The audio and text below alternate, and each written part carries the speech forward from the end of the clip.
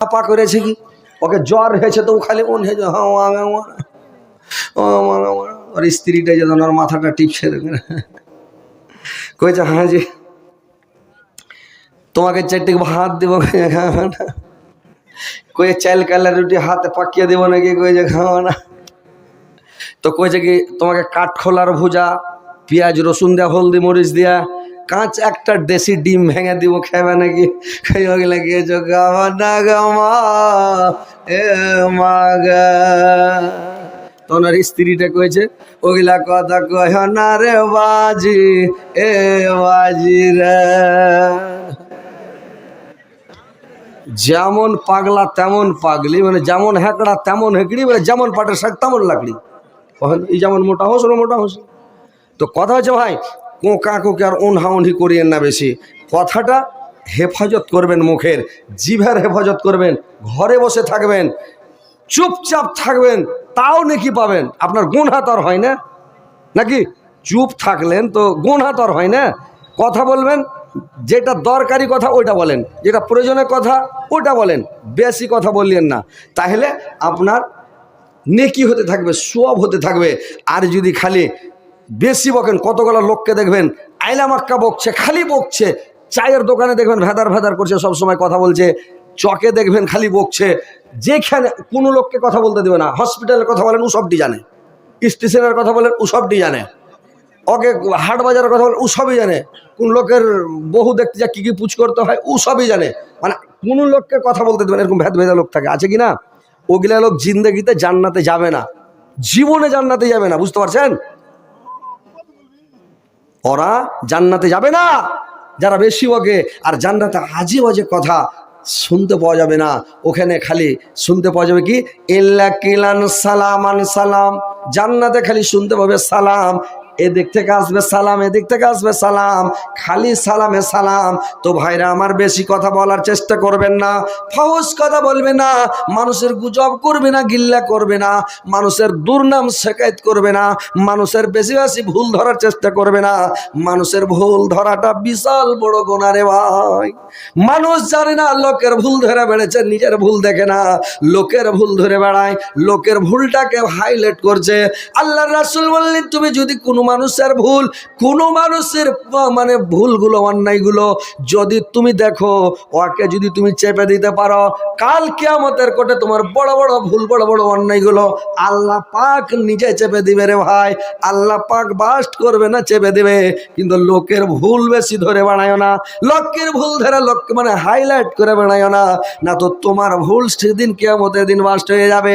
তো ভাইরা আমার চুপচাপ থাকেন, মুখের হেফাজত করেন, জিভের হেফাজত করেন, আর লজ্জা স্থানের হেফাজত করেন। জেনাতে লিপ্ত হবেন না ভাই। যারা জেনা করবে, জেনাখোর লোক জিন্দাগিতে ভালো হবে না। ও জেনা যারা করবে ওই লোকটার পরনে ভালো কাপড় থাকবে না।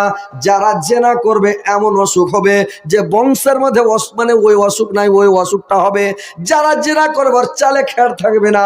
যারা জেনা করবে, জেনাখোর লোকের পাকিটে টাকা থাকবে না, দারুখোর লোকের পাকিটে টাকা থাকবে না। যারা জেনা করবে জিন্দেগিতে গ্রামের মোড়ল হতে পারবে না। জেনাখোর লোক জিন্দেগিতে গ্রামের সর্দার হতে পারবে না।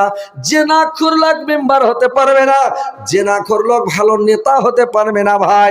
দেখেন যখন হযরত ইউসুফ আলাইহিস সালাম এত মৌকা পেয়ে, এত সুযোগ পেয়ে নির্জন নিরাবিলিতে ঘরের মধ্যে একাই জুলেখা, একাই ইউসুফ আলাইহিস সালাম, জুলেখা উলঙ্গ অবস্থাতে আছে, ঘরের মধ্যে চিৎকার করে বললে পৃথিবীর কোনো মানুষ শুনতে পাবে না, বাইরে আওয়াজ যাবে না, এমন সিস্টেমে ঘর করা হয়েছে। তবে ইউসুফ আলাইহিস সালাম জেনাতে লিপ্ত হলো না, ওখান থেকে পালিয়ে গেল, জেনার ভয়ে পালিয়ে গেল। জেনার ভয়ে আল্লাহর কাছে দোয়া করলে ইউসুফ আলাইহিস সালাম, আল্লাহ আমাকে জেলখানায় যদি যেতে হয়, জেলে পোস্ত হয় তবে ভালো, কিন্তু আল্লাহ তুমি আমাকে জেনা থেকে বাঁচাও, আল্লাহ জুলেখার খাফা থেকে আমাকে বাঁচাও।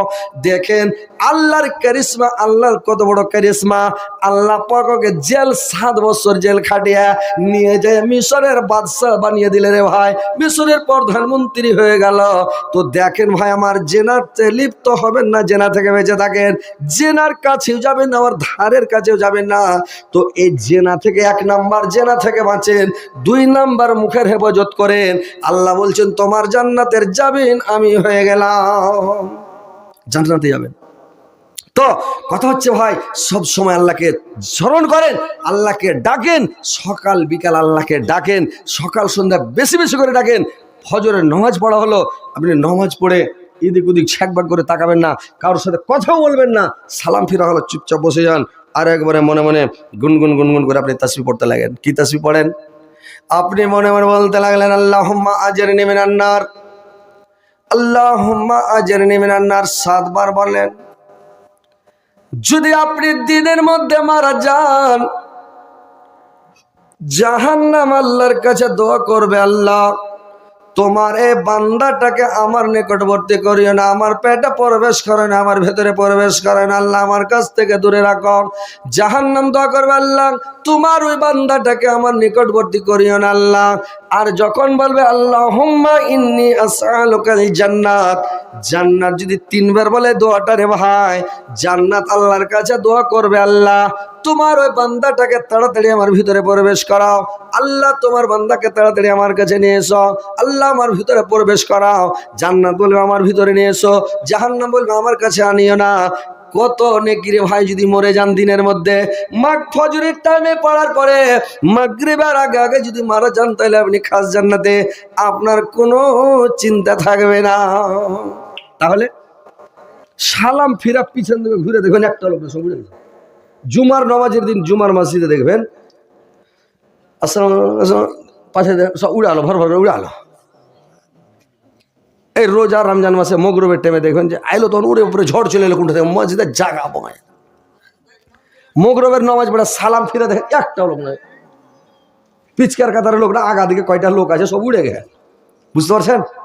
এই যে লোককে দেখে নামাজ পড়তে যাচ্ছে, ও আল্লাহর ভয়ে নামাজ পড়ে না, আল্লাহর ভয়ে আল্লাহকে স্মরণ করতে যায় না, আল্লাহর জিকির করে না, ও খালি লোককে দেখে যে দেখ সারাদিন রোজা রেখেছি, এখন নামাজটা পড়ে নিলাম এন্ডা করে দেখো। বুঝতে পারছেন? তো কথা হচ্ছে ভাই, আল্লাহকে মন থেকে ডাকেন, দিল থেকে ডাকেন, স্মরণ করেন। তো দোয়াগুলো তাসবিহগুলো আপনি পড়েন, আল্লাহকে স্মরণ করেন, বসে বসে পড়েন। বাইরে আমার বন্ধুরে আমার, আর আপনি কি করবেন? যদি আপনি ওই 3 বার বলে দিলেন আল্লাহুম্মা ইন্নী আসআলুকাল জান্নাত, তারপরে যদি আপনি একবার পড়ে দেন, সূরা রুমের মধ্যে 2টা আয়াতে একটা দোয়া আছে, 17-18 নম্বর আয়াত সূরা রুম।